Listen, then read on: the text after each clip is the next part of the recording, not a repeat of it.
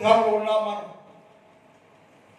శిలువ ధ్యానం యొక్క ప్రత్యేకతను ప్రతిరోజు మనం చాటుతూనే ఉన్నాం. 40 రోజులు క్రమం తప్పకుండా ఉపవాసాలుండి భక్తి శ్రద్ధలతోటి ఈ ప్రార్థనా కొడుకుల్లో పాల్గొని శిలువ ధ్యానాల్లో యేసుక్రీస్తు ప్రభుల వారిని కనపరుస్తూ ఉన్నాం. ఈ సంవత్సరం కూడా ఏ క్రమంలోకి వచ్చాం, జరిపిస్తూ ఉన్నాం. అందరూ ఎంతో భక్తిగా క్రమంగా ఉంటున్నారు అనుకుంటున్నా. నేను చాలామంది ఉపవాసం ఉంటున్నారు, ప్రార్థనలోకి వస్తున్నారు, ప్రార్థనలో ఉంటున్నారు. అటు వారందరికీ వందనాలు. అందరి క్రమాన్ని పాటిస్తూ ఈ శిలువ నా కోసమే, ఈ శిలువ ధ్యానం నా కోసమే, వాటిని జ్ఞాపకం చేసుకుంటున్నాను. నేను నా ప్రభువు నన్ను ప్రేమించారు, నా శిలువ భరించారు, నా జీవితాన్ని విడిపించారు. అందుకోసమే ఈ శిలువ ధ్యానం అని చక్కగా పాడుపడే ప్రకాశం గారు. దీనిలో మన భావాన్ని గమనించుకుంటూ మన జీవితాన్ని అనుభవించుకొని జీవించే వారిగా ఉంటే మంచిది. దేవుని వాక్యం ధ్యానం చేద్దాం. చదవబడే వాక్యాన్ని ఈరోజు వాక్యాన్ని ముగిస్తున్నాను. నేను ఈ వారం అంతా ఈ అంశాన్ని ధ్యానం చేస్తున్నాం. తిరిగి మంగళవారం మరొక అంశంలో కలుసుకుంటాం. ఈ చదువుదాం. అతడు చూచి నీతిమంతుడైన నా సేవకుడు జన్మ దోషములను భరించి అనుభవ జ్ఞానము చేత అనేకులను నిర్దోషులుగా మార్చను. ధ్యానం చేస్తున్నమాట మనం. యేసు ప్రభుల వారు నీతిమంతుడైన సేవకుడు అనేకుల కోసం సిలువ వేయబడ్డారు, చనిపోయారు. ఇది సత్యం. సర్వలోకం మానవాళి యేసుక్రీస్తు ప్రభుల వారు చేసిన గొప్ప త్యాగాన్ని అనుసరిస్తూ ఉంది. ఈ పాఠంలో మనం కొన్ని విషయాలు నేర్చుకున్నాం. నీతిమంతుడైన సేవకుడు సిలువను భరించను. ఎందుకయ్యా అంటే, ఒకటి, మానవులందరినీ నీతిమంతులుగా చేయాలని, నీతిమంతులుగా మార్చాలని, తన పోలికలోనికి మార్చాలని ఆయన నీతిమంతుడైన నా సేవకుడు సిలువను భరించను అని నేర్చుకున్నాం. రెండోది, నీతిమంతుడైన సేవకుడు ఎందుకు సిలువ భరించాడంటే, అనేకుల పాపములను భరించి, ఆయన దోషాలను భరించి దోష విముక్తి చేయడానికి ఆయన సిలువలో మరణించాడు అని నేర్చుకున్నాం. మూడవ రాత్రి కాలంలో యేసు ప్రభుల వారు పాపాలు తీసుకెళ్ళడానికి వచ్చారు. పాపం పరిహరించాలి అని వాగ్దానం చేశారు. నేను ఈ పాపాలు తుడిచివేస్తాను అని చెప్పారు దానియేలుతోటి. ఆ క్రియ నెరవేర్చబడడానికి యేసుక్రీస్తు ప్రభుల వారు మెస్సయ్యగా, అభిషక్తునిగా భూలోకంలోకి వచ్చి జీవించి అనేక హింసలు, నిందలు, అవమానాలు పొందారు. ఎందుకంటే దేవుని వాక్యం, దేవుని మాటలు నెరవేర్చబడాలి, దేవుని వాగ్దానం నెరవేర్చబడాలి, దేవుని చిత్తంలో జరగాలి. దేవుని మాట నెరవేర్చడం కొరకు యేసుక్రీస్తు ప్రభుల వారు సిలువలో బలైపోయారు అనే విషయాన్ని రాత్రి కాలం ధ్యానం చేస్తాం. అక్కడ వాక్యము చదువుతాం. ఎబ్రీ పత్రిక 9వ అధ్యాయం 26 చదువుతాం. ఎబ్రీ పత్రిక 9వ అధ్యాయం. అట్లయినా ఎప్పుడు ఉంచుందో ఈ ప్రణాళిక అంటే, జగత్తు పునాది వేయబడక ముందే, జగత్తు పునాది వేయబడక ముందే మొదలుకొని ఆయన అనేక పర్యాయములు శ్రమ పడ వలసి వచ్చింది. అయితే ఆయన ఆయన యొక్క స్వార్థి యందు తన్ను తానే బలిగా అర్పించుకొనెను. ఎలా అయ్యా?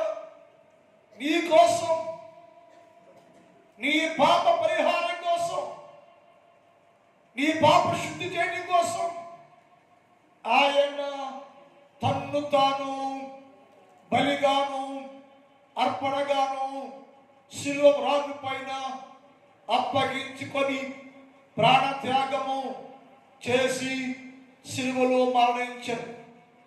ఎందుకంటే నీకోసం. నీ పాపం పాపంగానే ఉంది, శాపం శాపంగానే ఉంది. దేవుని వాక్యం ఉంది, నాకు ఇష్టమైన మాట, దానియేలు ఏడ్చాడట, ఎజ్రా ఏడ్చాడట, నెహెమ్యా ఏడ్చాడట. అయ్యా, మా పాపం మా కళ్ళ ముందే ఉందయ్యా. నీ పాపని కళ్ళ ముందే ఉన్నా కానీ నీ ఏడుపు రాటల్లా, పశ్చాత్తాప పట్టుల్లో. ఆ రోజు వాళ్ళు పశ్చాత్తాపం నడిస్తే ఆ పశ్చాత్తాపానికి గుర్తుగా నా దేవుడు వారి పాపాలను పరిహరించాలని రాత్రి కాలంలో నేర్చుకున్నాను. రెండోది, ఈరోజు చివరగా నీతిమంతుడైన సేవకుడు ఎందుకు సిలువ వేయబడ్డాడు అంటే అందరూ తెలిసిన మాట చెప్తున్నాను. రాత్రి నేను మన రోగములను బాగు చేయడానికి బైబిల్లో ఉంది. పాపం విషయమై చనిపోయి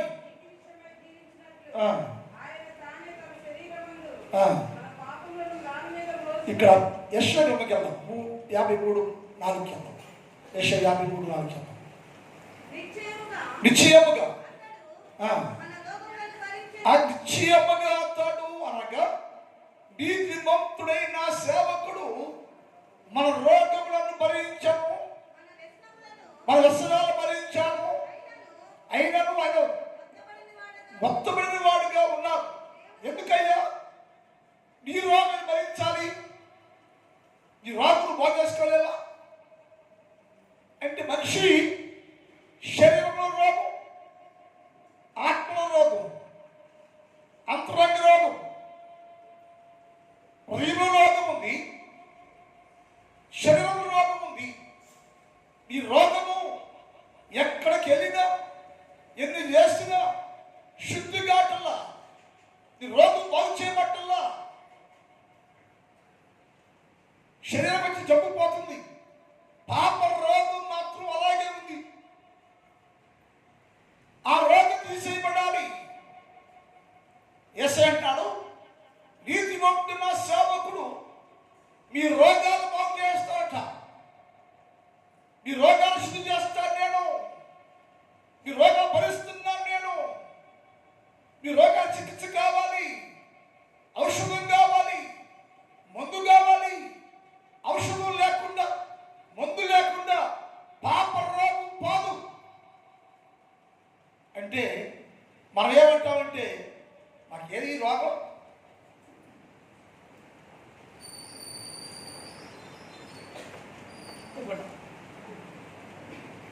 అనుకుంటాం అనుకుంటాం బాగుంటాం. ఏమై రోగమా అంటాం మనం. యేసయ్య అన్నాడు, నీ రోగం బహు ఘోరమైంది. 20 గ్రంథం 30:12-14 దాకా. 20 గ్రంథం యెహోవా ఇలా సెలవిచ్చాడు, నీ వ్యాధి ఘోరంగా ఉంది మానవుడా, నీ వ్యాధి ఘోరంగా ఉంది. నేను పరలోకంలో నుంచి భూలోకంలోకి పంపించాను. నేను మనుషులందరిలో వ్యాధి ఉంది, మనుషులందరిలో రోగం ఉంది, జబ్బు ఉంది. అది పాపం. పాప రోగం మనిషిలో ఉంటే ఆ మనిషి అప్పుడు మార్పు చెందలేడు. మనసు మారదు, మాటలు మారవు, క్రియలు మారవు. ఎందుకంటే నీ హృదయం అంతా పాపపు వ్యాధి, నోటిండా పాపపు వ్యాధి, గుండెండా పాపపు వ్యాధి. అందువల్ల శుద్ధికల పలుకు పలకలేవు నీవు. యేసయ్య అన్నాడు, పరలోకంలో ఉండి నేను నల్లంగా చూశాను, చూస్తే నరులందరూ ఘోరమైన వ్యాధి కలిగి ఉండెను. అయ్యో, ఈ వ్యాధి కలిగిన మనుషుడు రాజ్యాన్ని రాగలడా? ఈ వ్యాధి గల మనుషుడు రాజ్యం ప్రవేశించగలడా? ప్రవేశించలేడు. ఏం చేస్తామయ్యా అంటే, అసలు రోగం వచ్చిందయ్యా అడుగుతాడు ఆయన. ఆ రోగం రాట కారణం ఏంటి? చదవ. నీ వ్యాధి ఘోరమైనది, నీ గాయము బాధాకరమైనది, నీ పాపములు విస్తరించినందున శత్రువు కొట్టినట్లుగా గొప్ప దోషాన్ని బట్టి నేను కఠిన శిక్ష వేశా.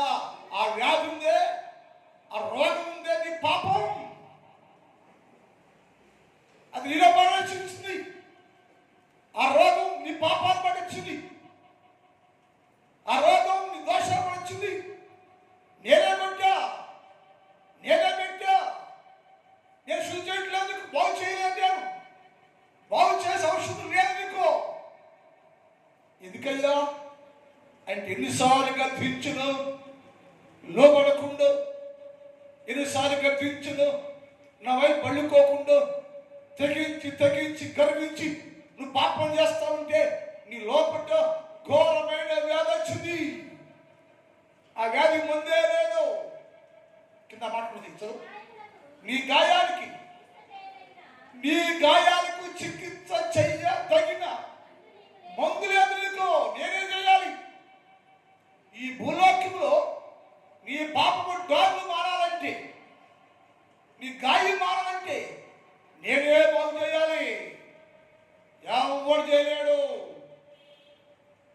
అన్నాడు ఆయన. అన్నప్పుడు ఆ వ్యక్తి, అయ్యా నీ పాపినే, నా పాపాన్ని బట్టి ఒక శిక్ష యాదయ్యో, గ్రహించలేకపోతున్నా, అహంకారంతో ఉన్నా, గర్వంతో ఉన్నా, ఈ లోక సంబంధంతో ఉన్నా. కానీ ఆ వ్యాధి అన్ని బట్టి నువ్వు కొట్టావయ్యా, నాలో వ్యాధి మాట్లాడిపోయిందయ్యా. ఇలాగే ఉంటే ఎలాగా చేసయ్యా, నా ఘోరమైన వ్యాధి బాగు చేయాలని పశ్చాత్తాపం ప్రారంభం చేశాను.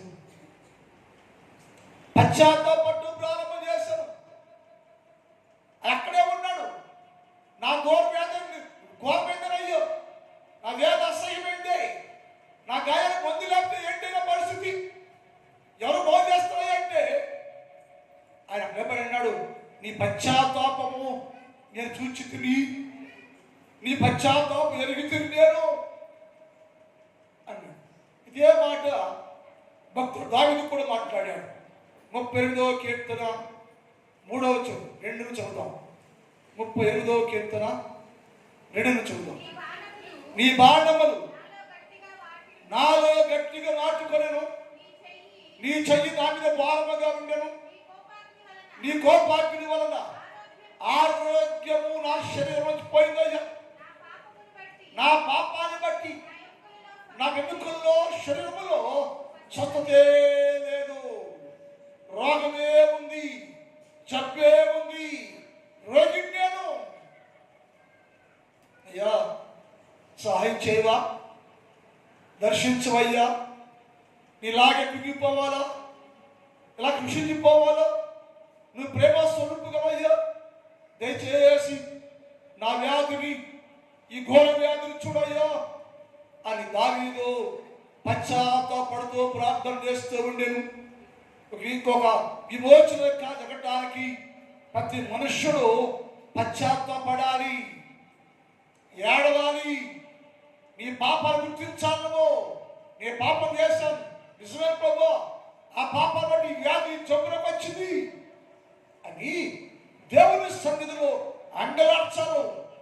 దావీదు అంగలారుస్తున్నాడు. అయ్యా నిజమేయ్యా, నువ్వు కొట్టావయ్యో, బాణ చేసావయ్యో, దిగిపోయావయ్యో, నువ్వు రోజుగా ఉన్నావయ్యో, జబ్బుకున్నావయ్యో. ఈ జబ్బుకి రోగానికి ముందు ఎక్కడ లేదయ్యా, చాలా చోటుకి వెళ్ళాను నేను, ఎక్కడ కూడా నా వ్యాధికి మందే లేదయ్యా, రోగంగానే ఉందయ్యో, సహాయం చేయవా యేసయ్యా అని యేసు ప్రభుల వారిని అడిగితే ఆయన చెప్పాడు. బైబిల్లో ఎవరైతే పశ్చాత్తాపంతో ప్రార్థన చేస్తూ ఉంటే నా దేవుని మాట 107వ కీర్తన చెబుతాం. ఆయన తన పశ్చాత్తాపడి ప్రార్థన చేస్తుంటే ఆయన పరలోకములో ఉండి తన వాక్కును పంపెను. వాక్కు అంటే శబ్దం. వాక్కు అంటే శబ్దం. మన హిందువులు ఓం ఓం ఓం ఓం అంటాడు పూజారి. ఓం నమఃశివాయ ఓం ఓం అంటే వాక్కు శబ్దం. ఆ లేని ఆలోచన అంటే ఓం అనే శబ్దం నుంచి బ్రహ్మ విష్ణు మహేశ్వర వస్తున్నారని. మనకు కూడా ఓం అంటే వాక్కు, ఓం అంటే శబ్దం, ఓం అంటే వాక్కు. ఈ వాక్కు ఎక్కడున్నాయంటే వాక్కు పరలోకంలో ఉండేను. నాది యందు దేవుని యందు వాక్కు ఉండేను. ఆ వాక్యము దేవుని యందు ఉండేను. ఆ వాక్కు పరలోకము బయలుదేరి భూలోకానికి పంపబడేను. ఎందుకంటే ఆయనకు శరీరాన్ని ఇచ్చాను నేను. పరలోకుడు వాక్కును అయ్యా భూలోక మనుషుడయ్యా, భూలోక మానవుడయ్యా, వ్యాధిలో ఉన్నాడు, రోగిగా ఉన్నాడు, రోగం పోవాలి, జబ్బు పోవాలి, ఆ గాయాలు కడగాలి, ఔషధం కావాలి. ఔషధం ఏదంటే నీ రక్తమే ఔషధమయ్యా, నీ రక్తమే ఔషధమయ్యా. నువ్వు వెళ్ళి వారి పక్షముగా సిలువలో బలైపోయి రక్తాలు కాచి రక్తాలు ప్రోక్షించి గాయాలు కడిగి రోగం బాగు చేయాలని ఆజ్ఞాపిస్తే వాక్కు వారిని బాగు చేసి. వాక్కు అంటే యేసుక్రీస్తు ప్రభు. ఆది యందు వాక్యములను, వాక్యం దేవుని యొద్దను, ఆ వాక్యం కృపా సత్య సంపూర్ణుడుగా మా మధ్యలో నివసించను. ఆ వాక్యమే శరీరధారిగా వచ్చి మనం అందరి మధ్యలో ఉండి మన పాపాలు పరిహరించాడు. 1 పత్రిక 2 అధ్యాయం 24 టైం అయిపోయింది. 1 పేతురు 2:24. మనందరూ పాపముల వ్యాధిలో చనిపోతే నీతిమంతులు కావాలని ఆయన తన శరీరమందు, ఎవరు వాక్కు అనబడే యేసు, నీతిమంతుడు అనబడే యేసు, పరిశుద్ధుడు అనబడే యేసు వాక్యముగా భూలోకానికి శరీరాన్ని అమర్చుకొని శరీరాన్ని ధరించి భూలోకానికి వచ్చి అందరి పాప రోగాన్ని తీసివేయటానికి మన పాపములను రాజు మీద మోసుకొనెను. ఆయన పొందిన దెబ్బల చేత నేను స్వస్థత కలిగిందయ్యి. నాకు ఘోరమైన వ్యాధులు నా దగ్గర, ఘోరమైన వ్యాధి కలిగి ఉన్నాను నేను. దాన్ని బాగు చేసిన భూలోపల ఎవరు లేరు. ఎవరు చేసిన అంటే నీతిమంతుడైన నా సేవకుడైన యేసుక్రీస్తు ప్రభుల వారు మాత్రమే నీకోసం శరీరాన్ని అమర్చుకొని శరీరాన్ని ధరించి భూలోకానికి దిగి వచ్చి నిందలు హింసలు పొంది నీకోసమే నిన్ను శుద్ధి చేయాలని, నిన్ను బాగు చేయాలని, నీకు ఆరోగ్యం ఇవ్వాలని, నీ సమస్యలు ఇవ్వాలని, సంతోషం ఇవ్వాలని నా ప్రభులు వారు చూడ నల్లని వాడిగా, సమస్యను స్వరూపం లేక చూడ నల్లని వాడిగా, అసహ్యుడిగా మారి రూపంతో నీకు ఇచ్చేసి నిన్ను బాగు చేసి పరిపూర్ణ శుద్ధీకరణ చేసి మంచి ఆరోగ్యం నీకు కలుగా చేసాను.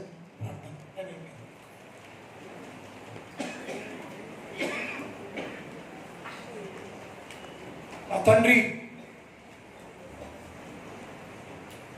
నీ పాదములకు వందనాలు. ఈ వారమంతా మాతో మాట్లాడారు మీరు. నీ వాక్కులో సత్యాన్ని గ్రహించుకొని నీ రోగిగా ఉన్నానయ్యా, అది పాప రోగం. నా పాపాన్ని బట్టి కొందరులోని రోగం నాలోకి వచ్చిందయ్యా. అది బాగు చేసుకుందామంటే భూలోకంలో ఎక్కడ కూడా ముందే లేదయ్యా. నీ మొరపెట్టాను నేను, నా మొరన్నావయ్యా. ఈ కృపణుడు యేసుక్రీస్తు ప్రభుల వారిని లోకాన్ని పంపించి సిలువ రాజు పైన బలి చేసావయ్యా. ఆ రక్తము ద్వారా నాకు చికిత్స, ఆ రక్తము ద్వారా నాకు ఆరోగ్యం, ఆ రక్తము ద్వారా నా గాయాలు శుద్ధీకరణ జరిగిందయ్యా అని మేము ప్రార్థన చేస్తున్నామయ్యా. ఈ రాత్రి కాలంలో మీ అందరూ గ్రహించుకొని మీ సన్నిధానంలో ఉండే భాగ్యం దయచేయండి. ఈ స్థలంలో మోకరించిన వీళ్ళందరూ దర్శించండి, దీవించండి, ఆశీర్వదించండి. నా సంఘాన్ని దర్శించండి, దీవించండి, కాపాడండి, ఆశీర్వదించండి. వ్యవసాయం చేస్తున్న వీళ్ళందరూ మంచి పంటలు కూర్చుకోవడానికి సహాయం చేయండి. మన పొలాల పంటలు దీవించండి. కాలేజీల్లో స్కూల్లో చదువుకున్న పరీక్షలు రాస్తున్న ప్రభువా, పరీక్షలు రాసే ప్రతి బిడ్డ తండ్రి వారి పరీక్షల్లో ప్రతి సబ్జెక్టులో ఫస్ట్ ర్యాంకులో పాస్ అవ్వాలయ్యా. ఈ కార్యం చేయండి. ఇంకా పరీక్షల కొరకు సిద్ధపడుతున్న వారిని కూడా దీవించండి, ఆశీర్వదించండి. రాత్రి ప్రేమ ఇందులో మాతో ఉండండి, ఘనముగా జరిగించండి, మీరు మహిమ పొందుకోరమని యేసు వారి పరిశుద్ధ నామములో ప్రార్థిస్తున్నాం తండ్రి. నిలిచిపడదామండి. ఎందుకో ఇంతగా నీవు ప్రేమించితివో దేవా,